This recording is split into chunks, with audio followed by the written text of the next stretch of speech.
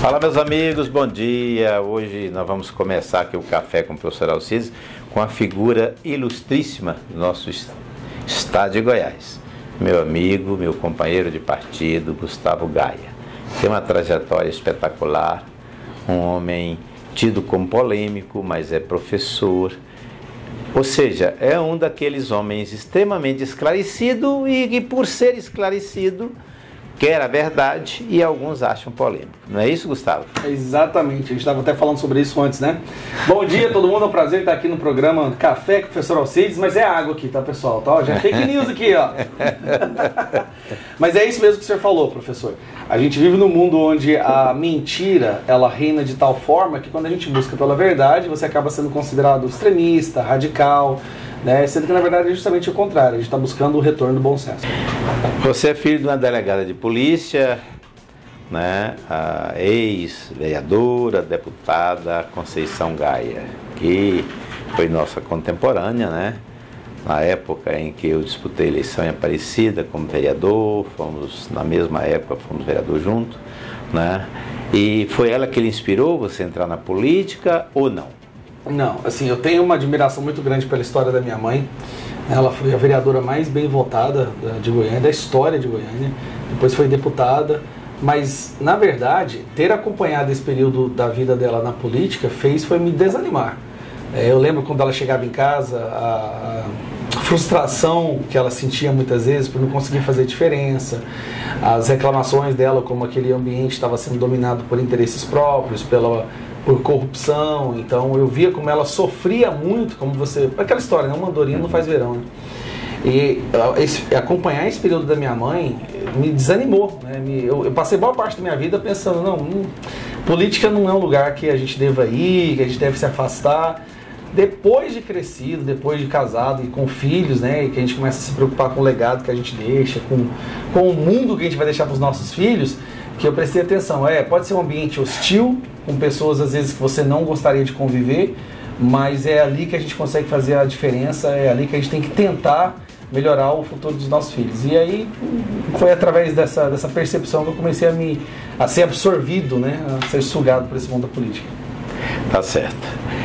Na eleição passada, 2022, nós enfrentamos uma campanha política juntos, eu e você no mesmo partido, no partido do nosso ex-presidente da República, Jair Messias Bolsonaro, e foi uma campanha assim muito complicada, né? Uma campanha complicada porque, além de nós irmos buscar os votos, nós encontrávamos grandes entraves. Você teve suas redes sociais suspensas, né? Quer dizer, eles não deixavam o nosso presidente na época trabalhar, fazer a sua campanha de forma correta, tudo era proibido e, do outro lado, tudo era liberado. Como é que você me conta isso? O que você me diz sobre isso? É até complicado falar sobre a nossa conclusão e a nossa interpretação sobre isso, né, professor? Porque isso hoje pode ser crime. Mas você disse tudo. Eu tive meu Instagram, eu sofri shadowban, eu tive canal do YouTube derrubado, ou seja, a minha única ferramenta de comunicar com o povo foi praticamente sequestrada de mim, né? Foi obstruída. O próprio presidente Bolsonaro não pôde fazer campanha, ele não pôde usar os seus discursos, ele não pôde usar vídeos do Lula falando certas coisas, registros gravados do Lula falando que ele é a favor do aborto, a favor da legalização das drogas, que ele é amigo de ditadores de vários países do mundo. Então várias coisas nós não podemos falar, nós não podemos usar, fomos silenciados, mas mesmo assim o clamor popular por uma renovação na política, com uma vertente mais para o lado da direita, do conservadorismo, ela foi mais forte. E aí nos colocou novamente, te recolocou na posição, né, de deputado federal, e me colocou, uma pessoa que não tinha nenhum histórico na política, nunca exerceu nenhum cargo legislativo, parlamentar, me colocou como um deputado federal. Então isso mostra que há um termômetro que indica que o povo está cansado dessa depravação, desse caos que a esquerda quer fomentar no nosso país. Mas a gente fez um excelente trabalho. né? Estamos aqui hoje, apesar de todos os obstáculos. Eu tenho certeza que os candidatos de lá não tiveram esses obstáculos, foram facilitados, teve a imprensa do lado deles, enquanto nós tivemos todos os possíveis obstáculos diante do nosso caminho, mas mesmo assim nós tivemos êxito, né? Parabéns para o senhor, inclusive, estar aqui hoje de novo aí, ó. Tá mostrando, porque dizem que é mais difícil ser reeleito do que eleito. Do que eleito. Todo mundo fala isso, né? Porque depois que você é eleito, você é testado mesmo no seu cargo. Então as pessoas analisam se você fez um bom trabalho ou não. Então acho que tem um mérito muito maior em ser reeleito do que eleito. Com certeza. Bom, mesmo diante de todos esses intempéries que nós tivemos aí, você foi o segundo deputado mais votado no estado de Goiás, perdendo apenas para a protagonista, né, a Silvier. O que você me diz sobre isso? Ela tem uma bandeira que realmente ela está em voga agora, hoje em dia, né? Que é essa questão da violência contra a mulher. E é algo que realmente é um alarme que está tocando. Como a gente falou dessa questão da depravação e do caos que a esquerda está impondo na nossa sociedade, homens esqueceram como ser homens. Assim como as mulheres estão esquecendo como ser mulheres, estão sendo ensinadas a se masculinizar e o homem está sendo ensinado a se feminilizar. A bandeira dela foi ouvida, foi uma bandeira que realmente foi abraçada por muitas pessoas, e ela já tinha do lado dela também a questão da visibilidade pela televisão, né? Pela televisão, num programa de grande audiência. Mas eu gosto muito da Silvier, ela está do nosso lado. Sim. Ela é contra a esquerda, ela apoia as nossas bandeiras, e eu acho que é bom para todos nós que nós tenhamos ali as pessoas mais votadas apoiando a mesma bandeira do mesmo espectro ideológico. Perfeitamente. Aproveitei desse gancho da Silvier, eu queria que você falasse um pouquinho sobre o feminicídio no país. Está crescendo de forma alarmante e isso nos preocupa de uma forma muito grande. Na verdade, assim, a questão da violência está crescendo demais no nosso país. E é algo que vem acontecendo há décadas, né? Nós conseguimos frear ela um pouco nesses últimos 4 anos, as estatísticas provam isso. Nós saímos de 60 mil assassinatos por ano no último ano do governo do PT, para 40 mil, né, por ano no último ano do governo Bolsonaro. Então a gente teve uma queda significativa. 33,33%, né, um terço. E assim, talvez uma das maiores quedas num período tão curto de tempo que já se soube na história do mundo inteiro. Né, uma queda muito grande. Porque a segurança pública voltou a atuar, teve ali o apoio, né, o backstage de apoio da segurança pública. Os policiais se sentiram mais motivados a atuar, a trabalhar. Mas não só o feminicídio, a violência é uma coisa que está se tornando cada vez mais alarmante no nosso país, porque nós estamos perdendo valores. Eu acho que o debate hoje, professor, está muito superficial. O debate hoje está muito sendo transformado em instrumento político, em narrativa, em bandeira, em tentar culpar o opositor. Sendo que a gente tinha que parar, sentar, colocar a política de lado, sentar todos e perceber, entender realmente a origem desse problema. Por que agora, quando nós temos acesso fácil à informação, melhor qualidade de vida em comparação a 50, 70 anos atrás, mais escolas, pessoal mais instruído, pessoas mais formadas, por que a violência quer aumentar? Eu vou te dizer, na minha opinião, eu gostaria até de saber a sua, mas eu acredito que o esfacelamento da unidade familiar, que é realmente onde os valores, os princípios, os costumes, a cultura são passados de geração para geração, ele está sendo tão atacado que certos valores estão se dissipando. A cada geração que passa, os valores cruciais da nossa existência estão se dissipando e parece que o ser humano está voltando a um estado mais animalesco. Ao invés de se tornar cada vez mais civilizado, mais sensato, ponderado, racional, está tendo uma regressão para um estado mais animalesco. E aí é onde eu coloco que a minha opinião é que isso se dá por causa justamente da ideologia da esquerda. E aqui eu não quero instrumentalizar, mas a ideologia da esquerda ela faz isso, né? Colocar homens contra mulheres, brancos contra negros, ricos contra pobres, héteros contra gays. Então essa animosidade que está pairando na atmosfera da nossa sociedade hoje vai gerar mais violência, vai gerar mais agressões, mais assassinatos. Então é algo que a gente tem que sentar e começar a entender realmente a raiz desse problema, e não só usar isso como ferramenta política. Não, perfeitamente. Eu concordo com você plenamente, e acrescento mais o desequilíbrio familiar. Hoje, realmente, nós não temos um equilíbrio da nossa família, né? Era uma das coisas que pregava o nosso presidente Bolsonaro, a união da família, a célula máter da sociedade. E essa célula, aos poucos, está perdendo a sua identidade. Com isso, nós temos esses grandes problemas que nós temos aí. Vamos falar um pouquinho da violência nas escolas?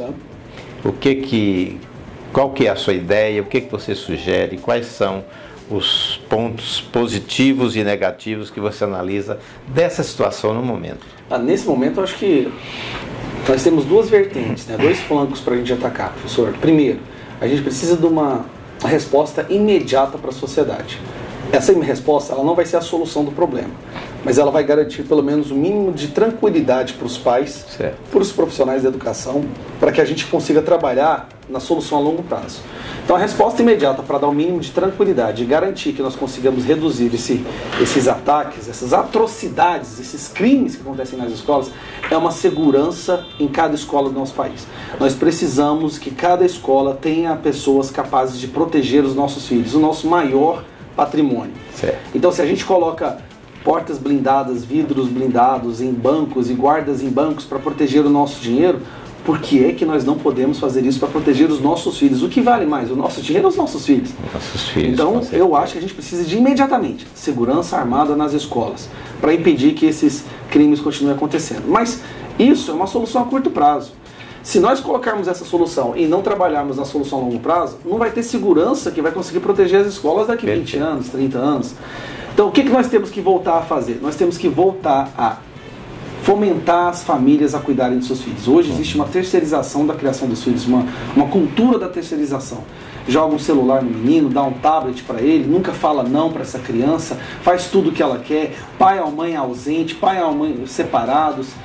Então esse facelamento da família que a gente está fazendo, que a gente falou, criou uma geração de crianças frágeis, fracas, vulneráveis, que não sabem enfrentar a frustração, que a qualquer obstáculo na vida elas não sabem como superar isso, não tem a estabilidade emocional. Então isso está gerando uma geração muito violenta, que a qualquer sinal de frustração, de raiva, ela não sabe como lidar com isso, então ela parte para aquele lado instintivo, animalesco, né, a ação do ódio. Com certeza, eu acrescento mais aí na sua resposta que nós precisamos unir família, professores e também termos em cada escola um psicólogo para que possa acompanhar o trabalho desse garoto, dessa garota, né, para saber como é que está a vida dele lá fora, porque às vezes ele traz um número de problemas para cá, para dentro. Então nós aprovamos lá na semana passada, você votou a favor da implantação do psicólogo em todas as escolas brasileiras. Esse é um dos principais, das principais figuras que vai colaborar. É claro, em vez da porta, né? Da porta automatizada lá, como nós temos nos bancos, também foi um requerimento aprovado por nós, mas nós queremos mais, nós queremos proteção. E além disso, de tudo isso, nós temos lá um guarda armado mesmo. Adianta dizer que não quer armado mesmo, para que o agressor tenha medo e receio de entrar naquela escola para fazer qualquer tipo de balbúrdia. Pô, se teve 200.586 votos. Isso significa que foram 5,86% dos votos dos goianos, dos votos válidos. Você atribui a isso a quê? Eu sinceramente fico até hoje tentando entender o que aconteceu, professor. O que eu atribuo a isso? Eu não sei, eu acho que eu acredito, eu tenho minhas convicções, eu tenho um senso de urgência, professor, em defender aquilo que eu acredito. E aí eu sou bem firme nas minhas convicções. E eu acho que as pessoas estavam procurando isso. Vou contar pra você uma coisa engraçada, tá? Quando eu comecei a gravar os meus primeiros vídeos, foi quando eu sempre acompanhei o material dos meus filhos, né? E como professor eu gosto de ver como é que está sendo as mudanças dos materiais didáticos, no programático e tal. E eu comecei a perceber que tinha uma doutrinação subliminar em muitas das coisas que eram passadas para eles. E muita mentira mesmo, sabe? Daí eu comecei a gravar, aí eu comecei a mostrar para os meus filhos, olha, seu professor está falando isso aqui, ele acredita nisso aqui, mas isso aqui está errado. Tá? Por exemplo, a diferença salarial entre homem e mulher, que é algo que quase que é aceito unanimemente, né? Como um argumento de que a sociedade é racista. Aí eu pegava meus filhos e explicava, olha, essa equação aqui é muito simplória. Porque se você pegar mulher e homem com as mesmas características, ou seja, homem e mulher da mesma faixa etária, com o mesmo nível de instrução, que não tenham filhos ou que não tenham sido casados, a mulher normalmente ganha mais. Então eu começava a mostrar, olha, essa diferença salarial, essa wage gap, se fala em inglês, tem mais a ver com características comportamentais das mulheres, que elas têm opções mais de trabalhos onde há um contato pessoal, em ficar mais próxima da família, trabalham menos horas por semana. E isso não é ruim, isso mostra que a mulher tem uma prioridade muito mais inteligente que o homem, né? O homem é ganhar dinheiro, comprar carro, viajar. A mulher é não, cuidar da família. Então me pergunto, quem é mais inteligente aqui? Quem se preocupa com a família? Então eu fui explicando isso para os meus filhos e, beleza, eu blindei os meus filhos. Meus filhos, não adianta ninguém tentar doutrinar aqueles dois ali, que eles estão blindados. Eles até riem, né, da pessoa. Só que aí eu comecei a pensar assim, pô, e todos os pais que não percebem isso, que estão confiando 100% no que está sendo passado em sala de aula, e que um dia vai ter um filho feminista, uma menina cheia de ódio no coração, sabe? E comecei a gravar os meus vídeos. Mas eu gravava o meu vídeo sobre doutrinação, era mais para desencargo de consciência. Era mais tipo assim, bicho, eu tô vendo isso aqui acontecendo, não vou fazer nada. Eu tenho que fazer alguma coisa, né? Até para dormir tranquilo. E esses vídeos, eu achava que fazendo isso e me posicionando, as pessoas iam me odiar. Nossa, esse cara é louco, ele tá falando besteira. Mas eu pensava assim, pelo menos eu vou dormir tranquilo. Só que o que aconteceu foi o oposto, professor. Eu comecei a falar isso e as pessoas começaram a assistir e falaram, cara, esse cara tá fazendo sentido. É exatamente isso que está acontecendo. Então, eu comecei a falar achando que eu seria escrachado. E aí que eu fui perceber que não, o povo estava querendo ouvir isso, estava faltando esse discurso. Estava faltando alguém que tivesse essa coragem, essa determinação. Falar isso, alguém que tivesse essa coragem. Então, pronto, eu acho que é isso, as pessoas viram em mim aquela pessoa que tem a coragem de falar a verdade do mundo dominado pela mentira. Né? E eu falo a verdade. Custa o que custar, às vezes custa muito. Custa né? muito. Tantos processos aí nas costas. Mas acho que foi isso, as pessoas começaram a ouvir a verdade assim, e reconhecer. Eu não sei. Por que o senhor acha que foi que eu tive esse tanto de bola? Na realidade, você defende um segmento importante. Você defende a união da família, você defende as ideias do nosso presidente Jair Messias Bolsonaro, que é altamente positiva, e que, na realidade, a comunidade está precisando. A prova é que nós não tínhamos uma direita aqui no Brasil, a direita que era esquecida. Então, esse é o ponto em que eu acho que você foi feliz nas suas colocações e, consequentemente, a população encaixou o voto em você, acreditando nessas possibilidades de você fazer um trabalho dessas naturezas aqui na Câmara. Então, pensando nisso, para combater tudo que vá contra a soberania da vida, da liberdade da família, fale sobre isso. Foi para isso que você veio aqui para o Congresso. Pois é, nós temos vários projetos agora, né? A gente tem projetos a curto, médio e longo prazo. Eu espero poder estar representando as pessoas que me apoiaram, que votaram em mim, porque é uma mudança total de rotina. A curto prazo, a gente está passando por um problema crucial agora, que é a questão da liberdade de expressão. Sim. E essa volta das invasões do MST, a gente está vendo aí uma espiral de colapso econômico acelerado que esse governo está fazendo. Assim, eu já esperava que ele fosse ser destrutivo, eu não esperava que ele fosse ser tão acelerado nesse processo de destruição. E no Brasil muita gente não está percebendo isso porque a imprensa passa pano, né, e fica maquiando. Então, a curto prazo, a gente tem que manter a nossa liberdade de expressão e acabar com e diminuir esse aumento da criminalidade que está tendo e também dessa corrupção. A longo prazo, professor, é aquela questão da educação, né? A gente tem que... Eu vejo da seguinte maneira, eu acho que você mais do que qualquer outra pessoa vai concordar, porque o senhor é da educação também. Nada do que a gente possa fazer hoje, professor, mesmo que a gente construa, sei lá, 1000 hospitais e asfalte todas as cidades do Brasil, e todas com esgoto, e todas com água tratada, nada disso vai durar se nós não resolvermos a questão da educação. Porque o que a gente construir hoje, daqui 10 anos vai estar destruído pela próxima geração que vai sair do sistema de ensino, se a gente não melhorar isso aí. Então não adianta nada, colocar um band-aid no buraco a bala.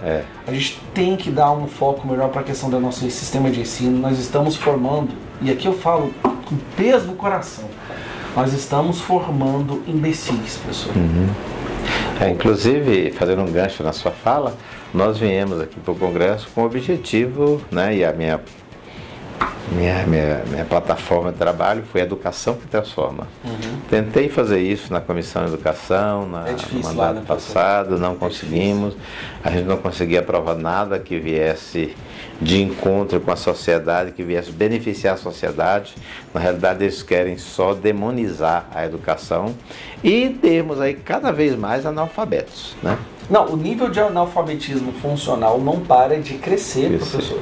Pessoas que saem do segundo grau, né, do ensino médio, sem conseguir fazer cálculos básicos em matemática. Professor, o que vai ser da gente daqui 30, 40 anos? A gente não vai ter médico, a gente não vai ter engenheiro. E os professores de hoje, que é outra coisa que dói o coração, porque hoje, assim, a gente falar a verdade parece ser ofensivo, né? Os piores alunos hoje se tornam os professores de amanhã. Tá, vamos aproveitar aqui também e falar um pouquinho sobre a CPI dos invasores, né? Do terrorismo, né? Do terrorismo, que são os verdadeiros terroristas, né? Eles são. E não os patriotas que foram presos aí no 8 de janeiro. Agora sim eles vão sofrer bastante. Uma coisa que já deveria ter acontecido há muitos anos. Lá no início, quando a gente tinha em torno de 30 invasões por mês, o Brasil chegou a ter quase que uma invasão por dia, professor, desse grupo terrorista. Certo. E nada era feito. Nada era feito. Dessa vez, né, nós passamos 4 anos aí com, sei lá, 30 invasões. Não, 16. 16, né? Uns 4 anos. Durante 4 anos a gente teve 16 invasões. 16 sem sucesso, né? Sempre eram retirados sem sucesso. Agora volta esse governo criminoso, de repente nós temos aí 60 invasões, 70 invasões. Então, eles estão achando que vai voltar a baderna que já foi um dia. Só que a gente vai fazer uma investigação, nós vamos descobrir quem financia essas pessoas. E o senhor sabe que existe uma máfia, né? Existe a máfia dos líderes do MST, chegam nos grandes proprietários de fazendas produtivas e falam assim, olha, a gente está com o pessoal querendo invadir, mas se o senhor me passar 1 milhão, 500 mil, o valor varia dependendo da extensão da terra. Se o senhor me passar tanto dinheiro aí, a gente não invade não. Os fazendeiros com medo, porque eles sabem que com esse executivo, com esse judiciário, se invadem a terra dele, dificilmente ele consegue tirar essas pessoas. Então, refém desse nosso judiciário que apoia, né, esse tipo de coisa, ele lá e paga. O José Rainha, ex-membro do MST, que hoje está num outro grupo terrorista, professor, porque não tem só MST mais não, eles estão aumentando. Agora tem a Frente Nacional pela Luta do Campo e da Cidade, que é o que invadiu aqui em Brasília algumas terras, aqui em Goiás também. Invadiu o INCRA, inclusive, né? A sede do INCRA. Invadiu a sede do INCRA. Esse cara foi preso porque ele estava extorquindo proprietários de terra justamente por isso. Com isso, tem provas. Ele extorquia, vamos invadir, acho que no caso já tinha invadido, ele virou proprietário da terra e falou assim, olha, você me dá tanto que eu tiro o pessoal da sua terra. Ou seja, essas pessoas humildes que são convencidas a participar desse movimento, pessoas muito humildes, professor, elas são enganadas. Não, venha comigo, você vai ganhar a sua terra. Só que elas são usadas para que o líder desse grupo vá lá e se enriqueça de forma ilícita. É um absurdo. E essa investigação, essa comissão vai provar isso. Vai provar que é um grupo terrorista, que eles cometem crimes, é uma milícia armada da esquerda e com certeza a gente vai fazer o possível aí para fazer com que eles deixem de existir. Tá certo, vamos estar juntos nessa luta para que as coisas venham acontecer. Eu quero agradecer a sua presença aqui e pedir para você fazer as suas considerações finais e que não vamos fugir, porque nós vamos ter outros encontros ainda aqui, né, para falarmos sobre os acontecimentos dessa CPI e de uma série de outras coisas, desse governo que a gente acredita que aos poucos está se desfacelando muito mais rápido do que a gente imaginava. Professor, acho que não chega nem no final do ano, do jeito que eles estão indo. Mas, quero agradecer o convite, eu me sinto muito honrado de poder participar aqui do seu programa, estar aqui no seu gabinete, né? Nós somos 2 professores. Obviamente você está num nível muito mais alto que o meu, eu sou um professor de inglês, o senhor é um professor aí do 3º ano do ensino superior, você é um mestre, né? Mas aprendo muito com o senhor e o recado que eu deixo aqui para Goiás é que eu fico muito feliz de poder andar ao lado do professor Alcides, porque aqui em Brasília ele é uma pessoa que está no caminho da direita, me ajuda muito, a gente conversa muito, né? Eu tenho muito a aprender aqui, sou novato e é bom saber que eu tenho o senhor do meu lado para me ensinar. E juntos nós estamos causando um estrago muito grande nesse governo do criminoso aí, do ladrão. A gente está conseguindo bloquear boa parte dessas bombas que eles estão lançando contra o nosso país. E Goiás está bem representado. 2 professores de direita, o que já é incomum, né, professor? Incomum. 2 professores de direita que estão brigando pelos nossos valores, pelos nossos princípios, pelas famílias. Não só de Goiás, mas do Brasil inteiro. É isso aí, Gustavo. Eu também trabalhei muito, viu, Gustavo? Hoje eu estou no ensino superior, mas o meu grande legado que eu deixo é no 1º e 2º grau. Eu fui professor.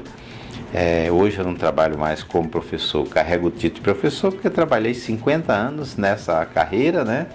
Eu fui alfabetizador, fui professor de séries mistas, trabalhei com 2º, 3º e 4º ano junto, né? Com séries, com turmas ginasiais também mista, que era uma coisa rara, mas desde 1970 que a gente trabalha.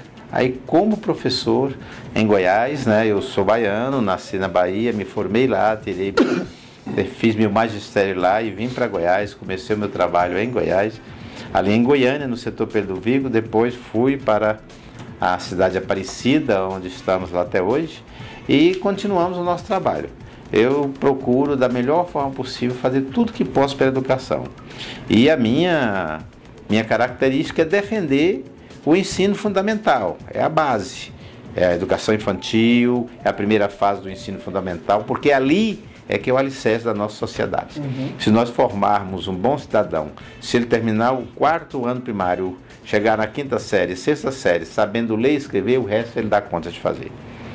Muito obrigado, fiquem todos com Deus e até a próxima oportunidade.